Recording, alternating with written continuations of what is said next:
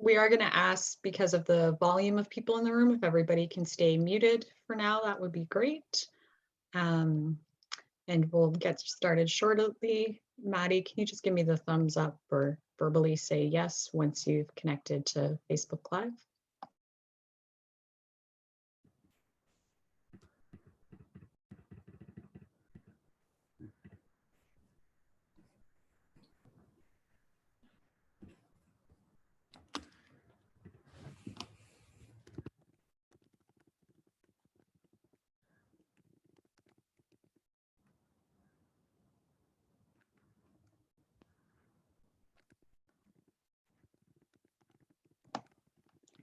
If you're just joining us, feel free to introduce yourself in the chat. We'll get started in just a minute.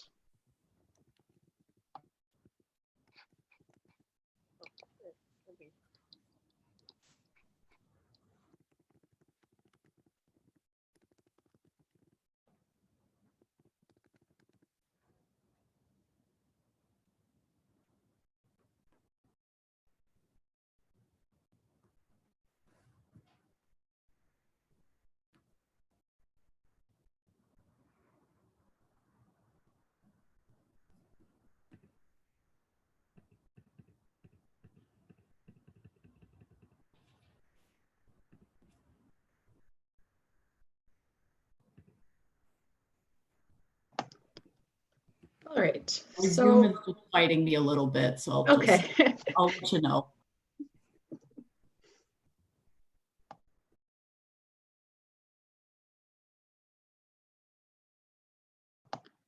Well, Maddie gets that set up. I'm just going to start with some of our housekeeping notes. So we are going to share the health support line for Indian residential school health support, just because of the topic that we're dealing with today, and acknowledging that this can be a difficult topic, and wanting to give people the support that they need. Likewise, if folks need to reach out afterwards, our center staff does have health support, and we're happy to engage and have those conversations after the webinar. And this webinar is part of our ongoing series that presents monthly webinars connected to the Shingwak Residential School Center. The Shingwak Residential School Center is one of the longest running community archives dedicated to residential schools in the world. It's jointly run by the Children of Shingwak Alumni Association, which is a group of former survivors associated with the Shingwak Residential School and their descendants, and it's operated in partnership with Algoma University.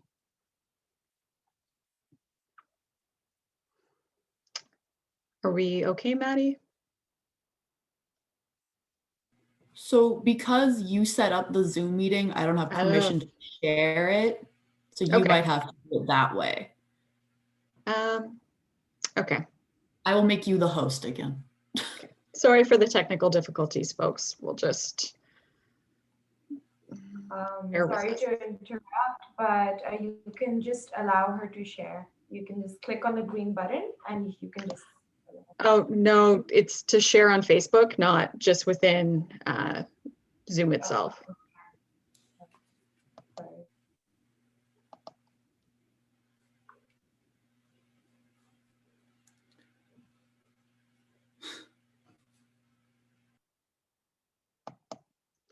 Give me 1 second.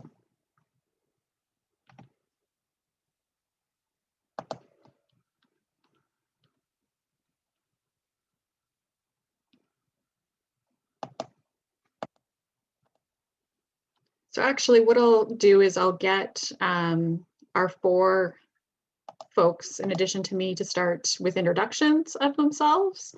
And while we're doing that, I will set up the Facebook Live. So if you want to go Jenna, Maddie, and then Haley. Sure. Hello, everybody. I'm Jenna LeMay. I'm the Digital Archives Technician at the Shingwak Residential School Center. And my position focuses on digitizing some of the records we have, making them accessible online, and also working with digital preservation. So making sure that those digital records are preserved into the future. I'm Maddie Bufano. I'm the Community Access Assistant at the Shingwalk Residential School Center. So part of my role is making sure people have access both digitally and in person, helping with social media, things like that. Yeah. Haley? Hello, my name is Haley. I am a 4th year social work student, and I'm doing my placement with the Shingwalk Residential School Center. And I'm just really excited to be able to be a part of this today. Thank you.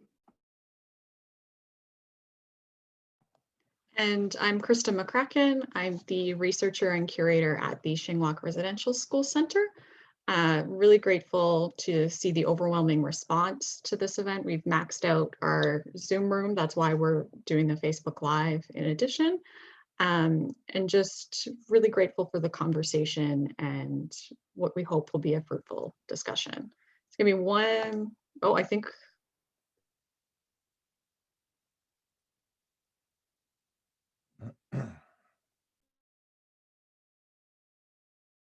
Sorry about the technical difficulties, everyone. This was just such an overwhelming response to what we didn't think would be so large. So we're just trying to deal with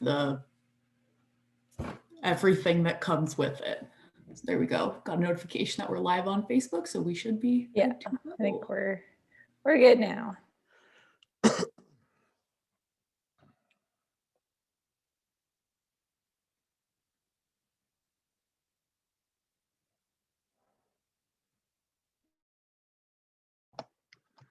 All right, sorry about that. We will dive in now.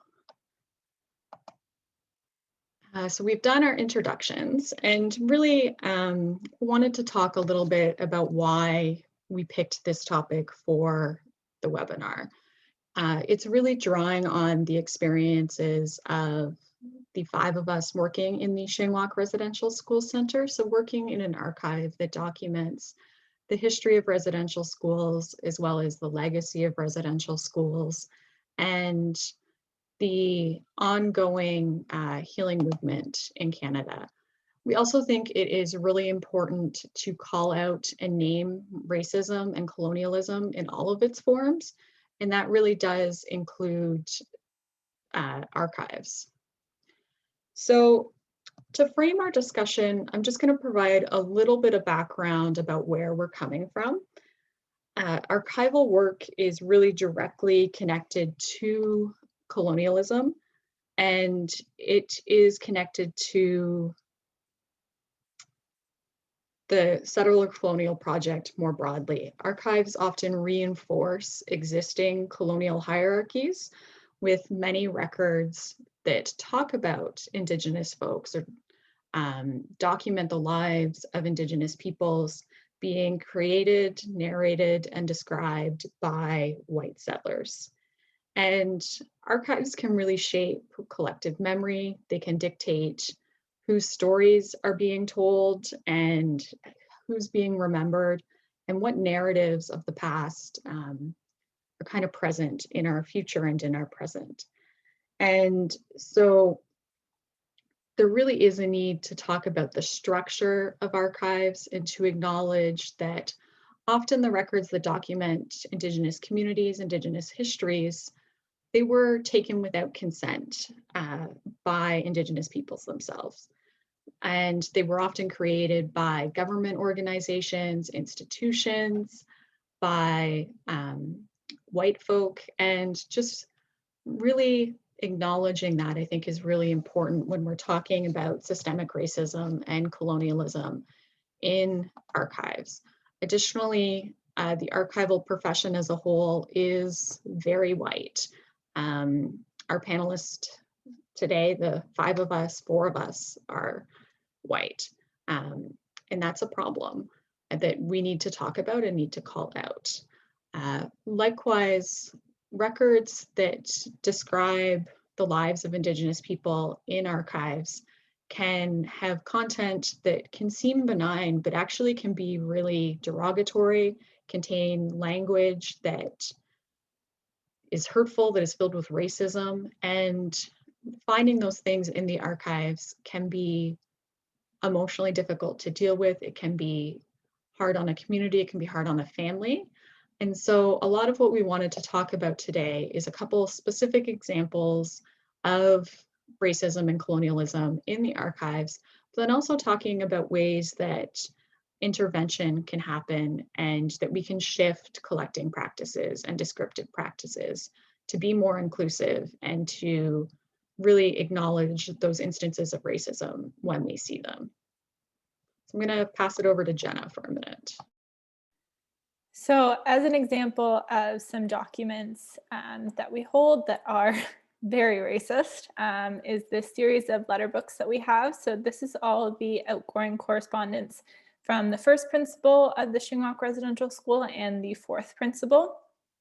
So it's letters that are written to supporters of the residential school, people who are donating money, to government officials like Indian agents and superintendents in the Indian Affairs Department. So there's a really wide range of people these letters are written to. And they cover the early known period of the residential school system. So Shingwak opened in 1874. It was one of the earlier schools. And the letter books cover from 1876 to about 1914.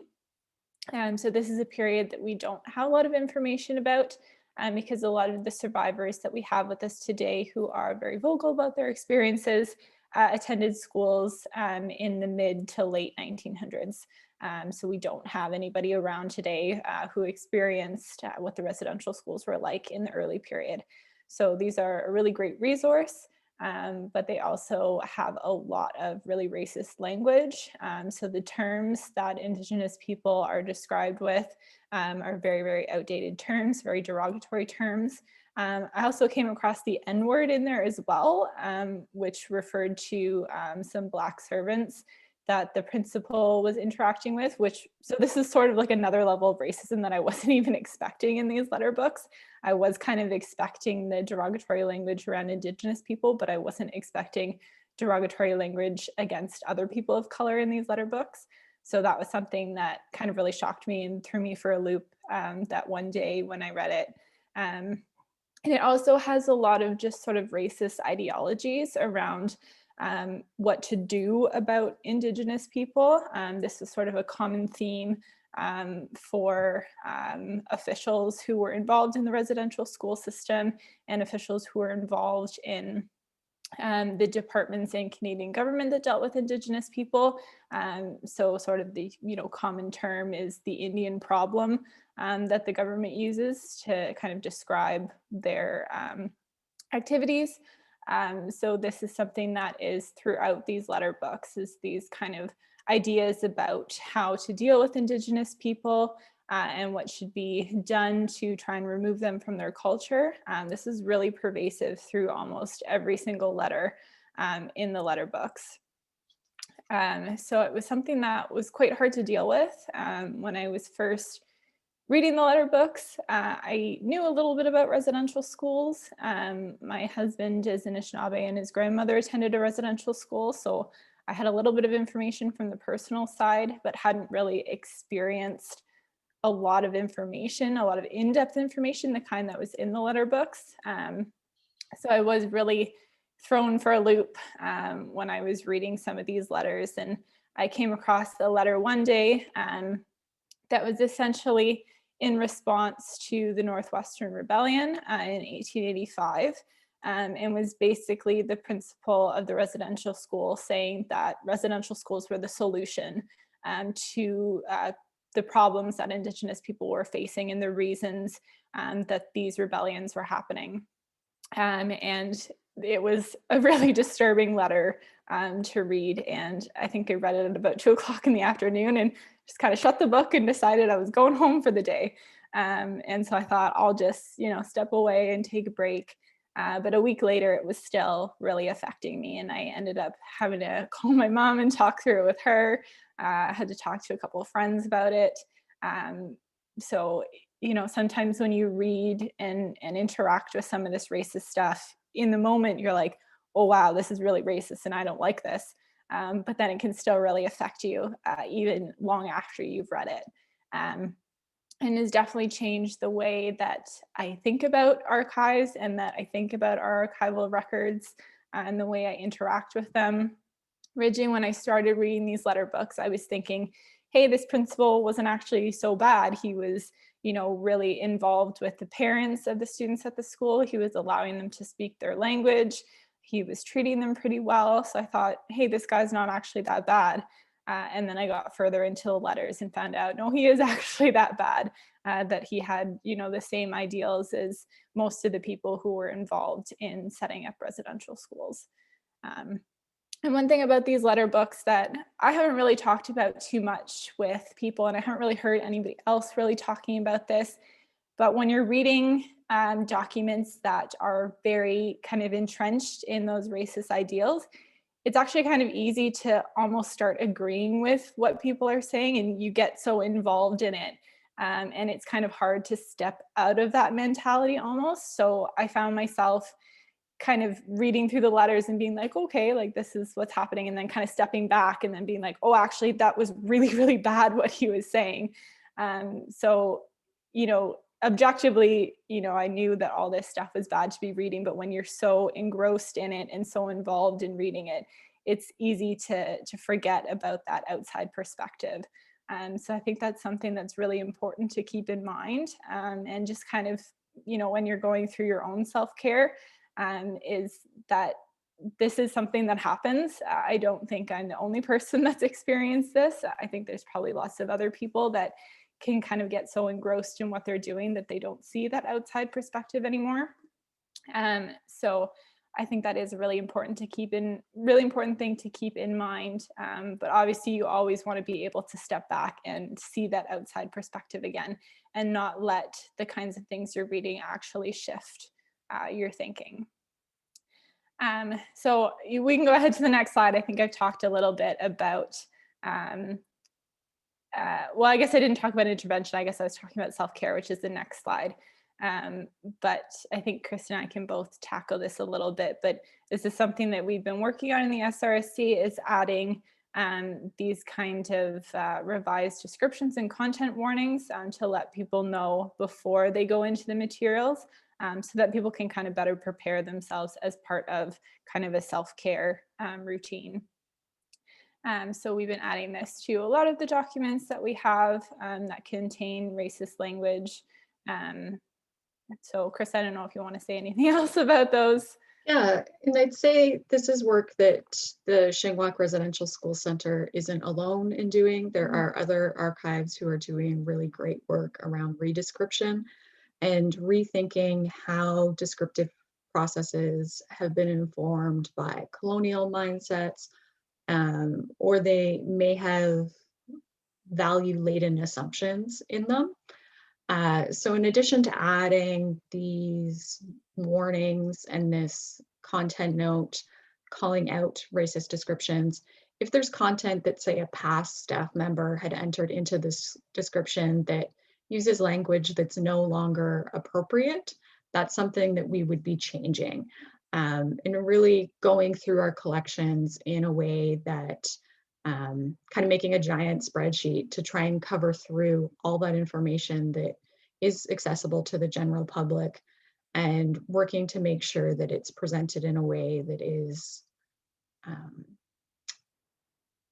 full of care, I think, but also that is really informed by our work with the Children of Shingwak Alumni Association, because they're really the ones who, when Jenna was working with the letter books, they were the ones who helped kind of decide what content should end up online, as well as the words that should be used to describe that content. And I think having that community input and that community guidance is really important in how the Shingwak Residential School Center approaches everything it does, including addressing material that is really problematic. So they were very involved in the descriptions that I wrote, and making sure that people were aware that there was things that were upsetting in these letter books, but they wanted to make sure that those were available to people. They didn't want to hide those from people, because it does really tell the truth of what happened in residential schools, and that this was the way that people who were running the schools actually thought. They wanted to make sure that, you know, those primary sources were out there and that people could see it. So they were very adamant to make sure that nothing in the letter books was hidden away from people, that it was all available for people to see.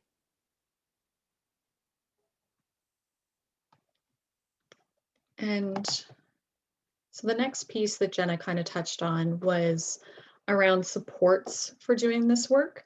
So really a lot of what Jenna was talking about is vicarious trauma that can happen through looking at archival records, through working with archival records, particularly if you're doing it, you know, over and over again, dealing with records of trauma, it can be really impactful on yourself. And so thinking about ways that in both digital and physical spaces, the Shingwalk Residential School Center can support folks who are coming in there to look at archival records. So like, for example, making space so that families can come in together to look at archival records is really important. A lot of more traditional sort of archives are really catering to individual researchers, and switching that so that, you know, families can come in together, people can come with cultural support. There's also cultural support available on site. I think that's really important in terms of creating space for processing this challenging information. Jenna, do you have anything you want to add there? Yeah, I think just kind of what you're saying about making space for families, like we have areas for kids to spend time in, you know, while their parents are looking at the records. So, you know, that can be an issue for people to come in somewhere, you know, and spend time looking through records as they don't have childcare situations. And so a lot of other archival spaces, or kind of the way people view archival spaces, can be sort of in the sense of it's a library, like it's a very hushed space, you have to be quiet, you can't, you know, make a lot of noise. So then I think people are kind of intimidated and don't want to bring their kids. But we do offer that space. We have coloring things for kids, and we have little books that they can look through. So that, you know, is cultural support in a way, because it is, we do have Indigenous designs for children to color, but that is just sort of a more general support in, you know, making it easier for families to come in a way that I think many other archive spaces don't, or that people don't realize that some archive spaces are doing. Yeah, I think that's a really good point. Thank you. So we're going to broaden the conversation up to bring in Maddie and Haley to have a little dialogue between the five of us, and then we'll open it up to everybody else through the chat and answering questions that way. Haley, I don't know if you want to talk a little bit about your experiences working in the Shingwalk Residential School Center so far.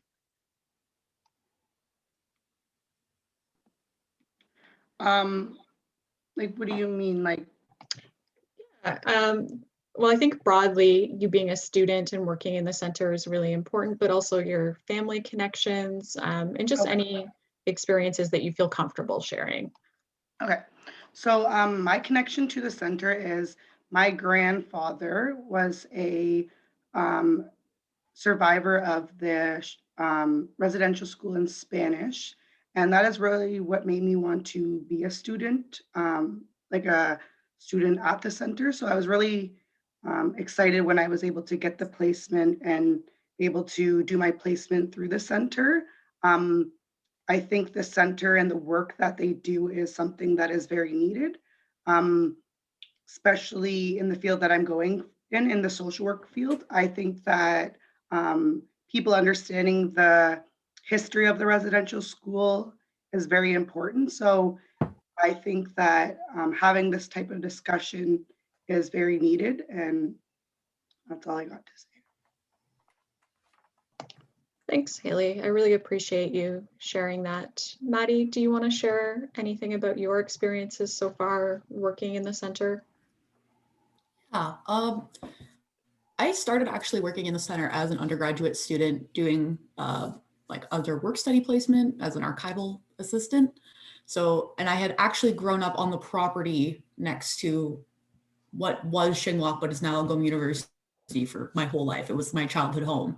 So it's kind of like neat and interesting to know, like, because like growing up, I wasn't taught about residential schools. I didn't learn much about them until I was in undergrad.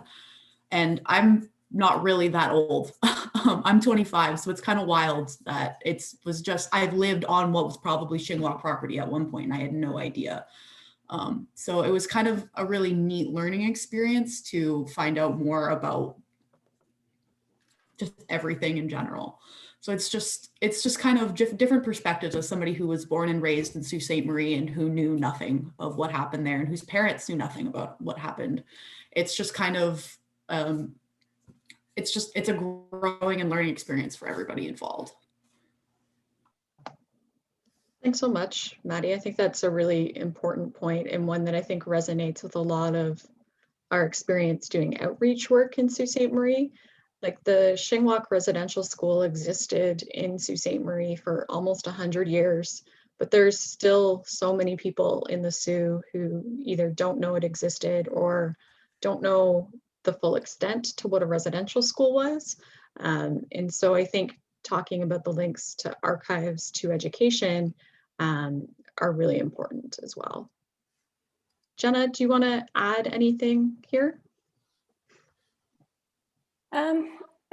I think sort of with, I guess, my more personal experience with the archives, so I'm not Indigenous, so I don't have, a connection to the residential school staff through my own family, but as I mentioned, there's a connection through my husband's family, and so it really made me realize, how Indigenous people are experiencing these records, because, I can see how it makes me feel only being connected to somebody who attended residential school through marriage, which was not good. So it really just the vicarious trauma of going through these residential school records can be really upsetting to realize what people experienced. And then it just adds that whole other layer of vicarious trauma, personally knowing somebody in your family who experienced this and whose family was affected by this. So I think that adds, a total other layer of understanding, and kind of makes me a lot more empathetic to people who are coming in to the center and who are looking at records, because I know how I feel just having this small connection, let alone how they feel having this, enormously personal connection to the records here. So I think it's important to recognize that us as archivists have trouble with this, but the people who the records are about have much more trouble with this. So we really have to be able to give them those supports and, be able to understand what they're going through when looking at the records. Yeah, and I think kind of our conversation has been circling around some of what was talked about at the very beginning around how archives themselves are not neutral spaces. Archives are power laden. How archives are described really matters in terms of honoring the past and also just understanding the past. So a lot of the residential school records that we work with in the Xinhua Residential School Center were created by government entities, church entities, people who worked for the residential school. And often they're talking about the students or there's photographs of students. But the students weren't able to decide whether or not their photograph was taken, whether their name was written down. And so a lot of the work that we do is actively engaging community to talk about these photos, to kind of talk to survivors who are pictured in those photos and say, is it okay if we share these images? But also working with survivors to help name the people in the photos, to make sure that what is being told in the archive is not just from that one perspective. Very much the reason why the Xinhua Residential School Center was started was at that 1981 reunion that was held 11 years after the Xinhua Residential School closed. It brought together over 300 survivors of the residential school. And at that event, people wanted to share their experiences. in the 1980s, there was not a broad conversation about residential schools happening. And really a desire to make sure that the history being told was representative of survivor viewpoints. And that's actually how the archive was started. It was a way to share information. It was a place where survivors could record their own histories, where photos could be shared between survivors and between communities. And really reframing the archive as being something for community instead of something that's about community. And I think that's a really important distinction and something that is still today really guiding the Shingwalk Residential School Center. So I'm going to stop screen sharing and we're going to open things up to questions via chat. So if folks have questions or points that they want to kind of pull out for some dialogue, we'd be happy to do that.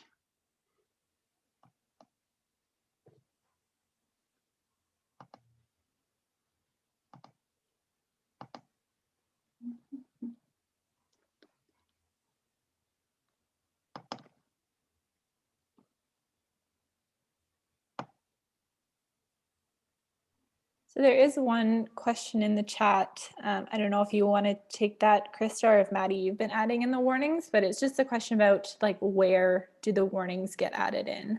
Yeah, so it depends on the collection itself. If we know the entire collection has problematic language, we put that at the uppermost level on our website. If we know, for example, it's just particular series or particular photos or particular text documents, it's right on that file level. So it kind of varies and it's very case by case, wanting the warning to be as specific as possible to the material that's there.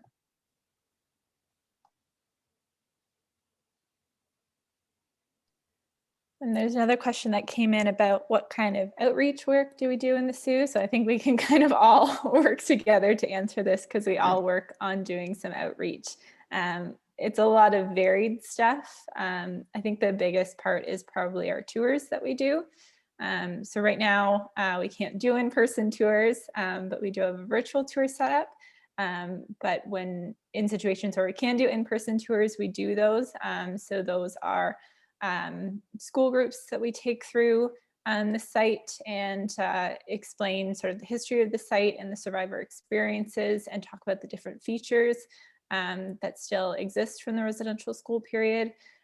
We have people who book appointments specifically to come, and this can include survivors, intergenerational survivors, but also non-Indigenous people. And then we have also people who just drop in sometimes and ask for tours. We also do tours for organizations. So if they want, should do sort of a cultural training session with the organization, they can book tours with us.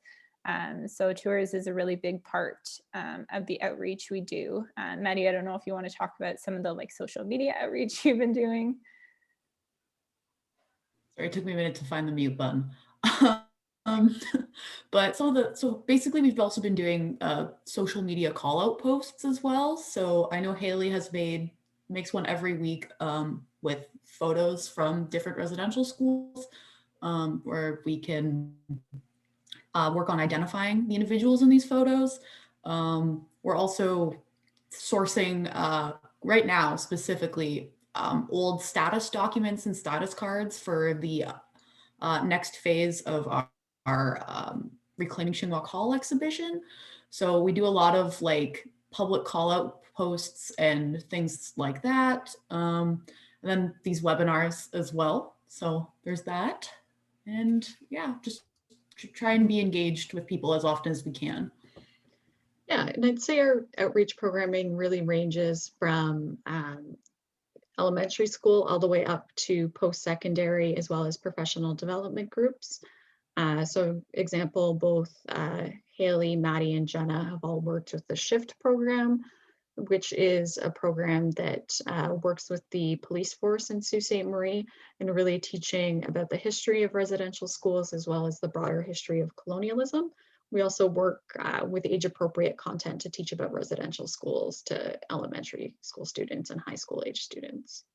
And I'd also note that this programming isn't limited to students in Sault Ste. Marie. We do a lot of this virtually as well, particularly because we now have a virtual tour of the site. So folks who are not physically able to come visit us can be kind of brought to the site in a virtual manner.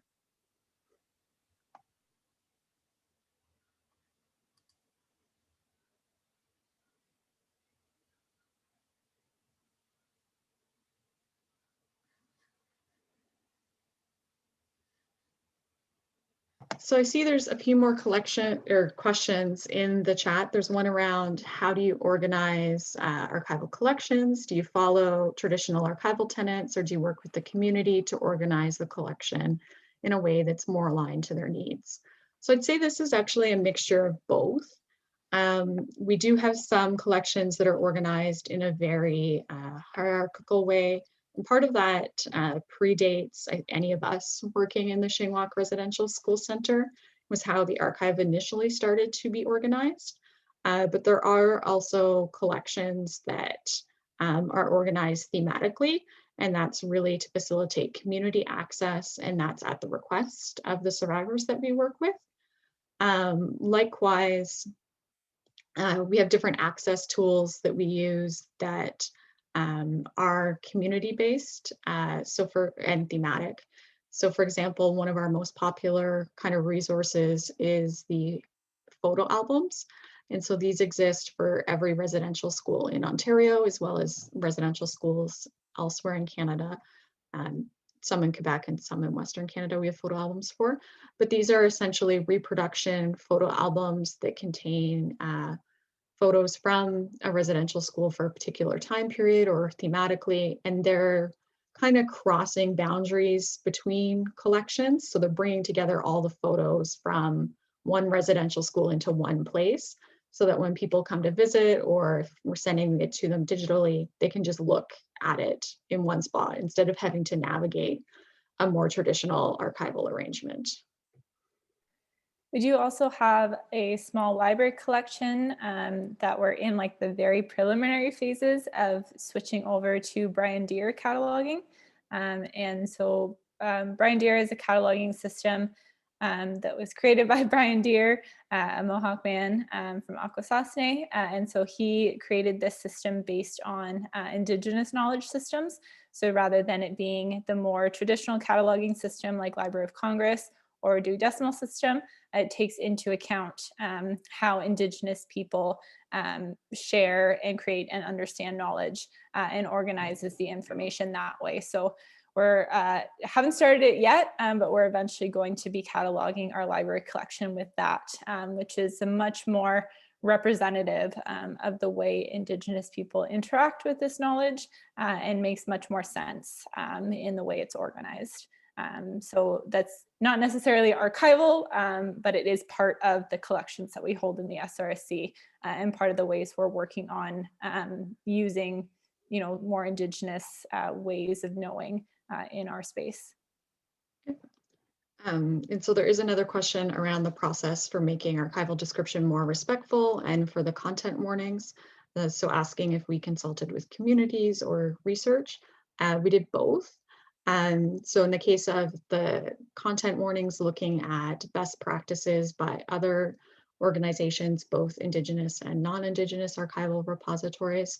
And then we worked closely with the Children of Shingwalk Alumni Association to get their feedback on what would work for them in our specific circumstance. I don't know, Jenna, if you want to expand a little on that. Yeah, so the Children of Shingwalk Alumni Association is pretty much involved in everything we do. We have meetings with them fairly often. And so whenever there's a question of do we consult with communities, the question is always yes on literally everything we do. We consult with CSAA. So like the Reclaiming Shingwalk Hall exhibit, for example, the CSAA was involved in writing all the text and deciding what kind of information is going in there. And then even with the letter books, they were involved in deciding that the letter books were even an option for digitization. And then they were involved in deciding what parts of it were accessible, which they decided was all of it. And then they were involved in deciding which kind of language was used. So generally the way that we work with them is we'll write something, we'll put something together, we'll come to them with an idea, and then we ask for their advice and opinion on it. So with the letterbook descriptions, I wrote descriptions for them, I put together the subject tags, and then I took them to them and I said, do you agree with the way I'm describing this? Do you agree with the language used, the terms used? And for a lot of the letterbook descriptions, for example, their answer was yes, it looks great. And then for some, they said, no, I don't like that term, change it. Or why are you explaining it that way? I think it makes more sense to explain it this way. So yeah, if the question is, did we consult with the community? The answer is pretty much always yes, and in a very detailed and in-depth way. I'd also say that the ideas don't always come from us. Quite often, Yeah. CSA is the one who approaches us saying, have you thought about doing it this way? Mm-hmm. And then responding to their needs and their desires. So there's another question around the description and revised description, and around if we're maintaining previous descriptions. And always yes. It typically gets moved down to a notes field with a note about when it was revised and why. Right now, because of how our archives website is set up, the notes field seems to be kind of the catch-all spot for that type of information.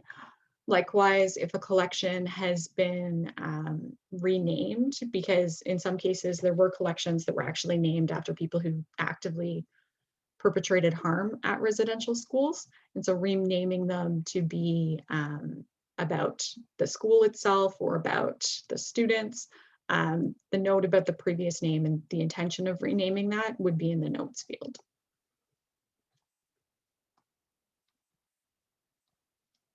There is a question about how COVID has affected our outreach work, since the person notes that marginalized groups are usually hit worse. So I think it has affected our outreach work because people can't come in person, which is a huge portion of our outreach work, is inviting people into the space and taking them on tours through the space. So definitely that kind of outreach has gone down for sure. But very well timed. We had this virtual tour project that was ready to go in its preliminary version. So that has meant that we can still continue to do a lot of this outreach work. And it's really been getting a surprising amount of interaction, despite the fact that we've done no advertising that this virtual tour exists because it's not done yet. So we've done tours with a couple classes in Sault Ste. Marie. We did a tour with a class in BC. So in some ways, COVID has actually meant that our outreach is going farther and we can do these kind of activities that we wouldn't normally be able to do because people are more familiar with this sort of virtual world now and interacting with places in a virtual sense. So it's been really great for that. I think a lot of our social media posts, that's basically going on the same as it was before. That kind of outreach hasn't really changed too much, I don't think. I'd say the other thing that has changed is how we interact with the survivor community that really oversees the Shingwauk Residential School Center. Normally, like pre-COVID, we would gather in person, share food, have multi-day discussion and dialogue. But obviously that hasn't been happening for over a year at this point. And so really looking at different ways that we connect with survivors during this time. They hold monthly teleconference calls to stay kind of up to date and to discuss with each other. We were also at the very beginning of COVID when folks were feeling really isolated, looking at technology options that would work for visiting with these aunties, these grandmas and grandpas. And we did Facebook chats with them and used Facebook rooms because that was the technology they were all comfortable with. Trying to get a group of 70-year-olds and 80-year-olds on Zoom was not working, or on like Google Hangouts, whereas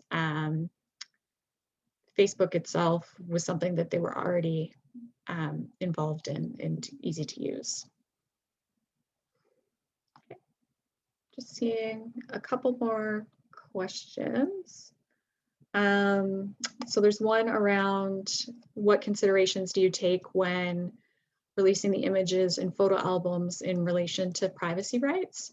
Yeah, so a lot of the photos that we're dealing with are in the public domain, recognizing though that copyright doesn't necessarily equal consent, especially in terms of working with marginalized communities. So we really work with the Children of Shingwalk Alumni Association, and they're the ones who guide our process as to whether or not it's okay to share information. Likewise, if there was ever a family member or a survivor who approached us and said, I don't want my material shared, we would respect that. And that's something that we kind of do on an ongoing basis. We have an active takedown policy. So if somebody says, I don't want my photo shared or any of my family shared, then we would respect that. So there's another question around the naming of whiteness in the archival profession. And I'm just going to read it because it's fairly lengthy and I don't want to misrepresent the question itself. And so what are some of the practices in which you engage to disrupt this, to make space for Black, Indigenous, and people of color in the SRC, and the communities you work to take up space to share these archives, histories, and personal, oh no, the chat, sorry, I just scrolled out of my site. Personal experiences, how do you actively center these BIPOC communities outside of additional physical and emotional labor? Are folks compensated?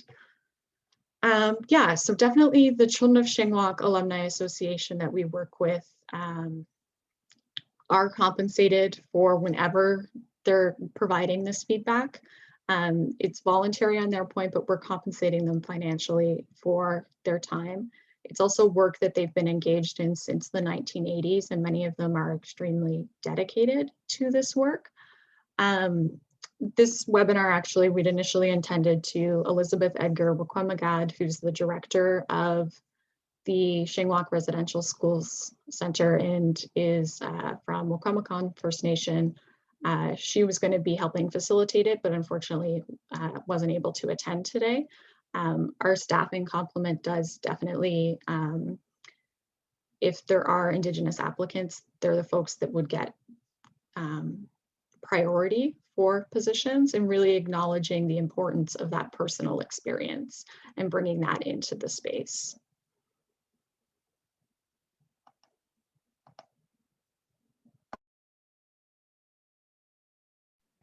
You're muted. Yeah, sorry, I was just going to say, Jenna or Maddie, do either of you want to respond further to that? I think just making sure that people know that we're not Indigenous, and making sure that they know that we know, and that we're being very intentional about stating that.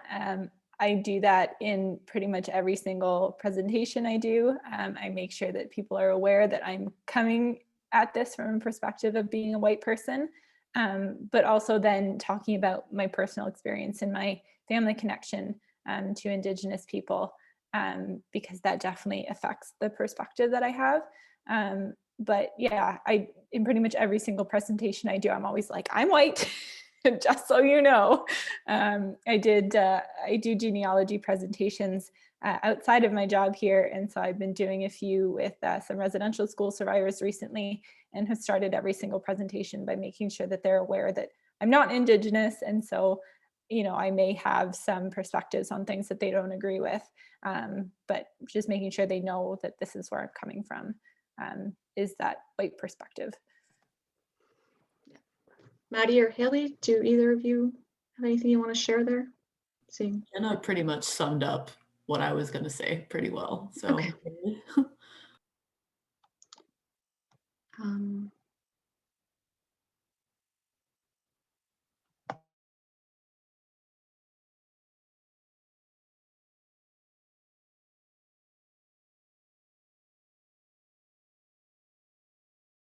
So there's a question around if we could specify the content entangled with racist connotations. And so I think often, because we're dealing with records connected to residential school that are dealing with the treatment of Indigenous children in a system that actively was aiming to assimilate First Nation, Inuit, and Métis children. So many of the documents have racist connotations attached to them, even if they're seemingly benign documents. So they could be documents around attendance. They could be documents around like the school register, and just how teachers are describing students can be really racist in their connotations.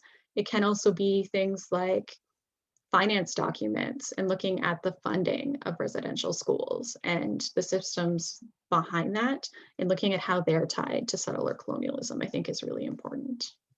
One thing that I found in the letter books that comes up really often is the way that parents are described. And I think this is an issue that is still ongoing with the 60s Scoop and the Indigenous children in child welfare. And it's something that I like to call the myth of the indifferent parent.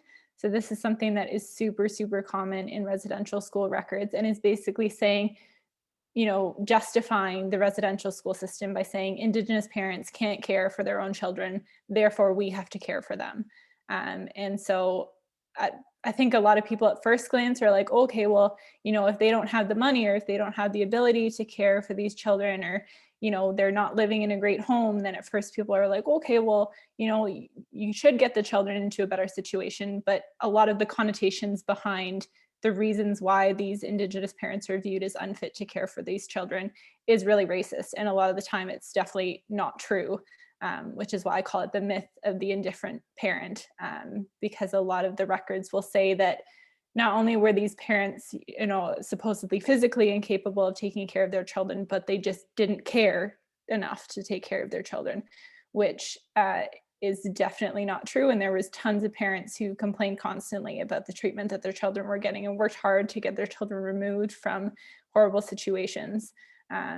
So it's something that people kind of glance over a lot at first, I think, especially with, the continued issues about child welfare.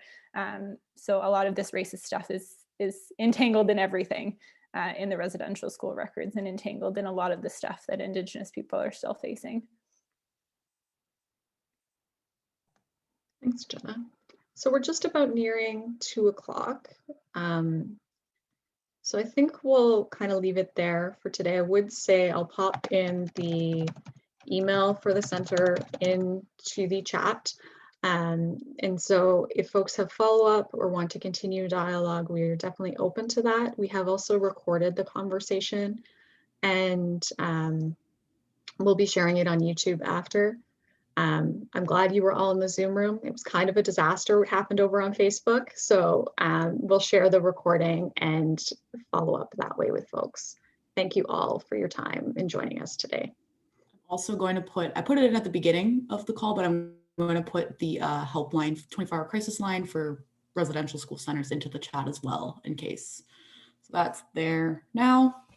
And yeah. Thank you all.